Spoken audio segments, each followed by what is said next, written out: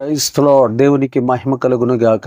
యేసు ప్రభు వారు చెప్పినటువంటి మాట లోకమును గురించి మత్తయి సువార్త 24:4.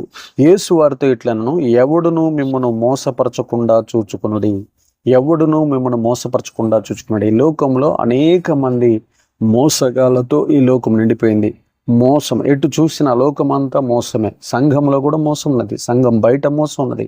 ఎక్కడికి వెళ్ళినా కానీ మనుషుల రూపమును ఆత్మీయతను ధరించుకున్నట్టు కనపడుతూ వారు అనేక రకాలుగా మోసం చేస్తూ హృదయాలను కోస్తూ ఉన్నారు.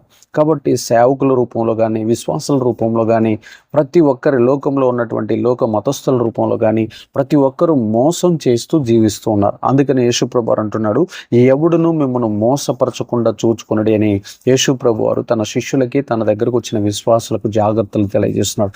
మనం కూడా ఈ లోకంలో జీవించేటప్పుడు ఎవరిని నమ్మక, ఎవరు యందు మోసపాత్మ ఉందో తెలుసుకొని జాగ్రత్త పడి దేవుని యొక్క కాపుదల్లో మనము జై జీవితం జీవించదము గాక.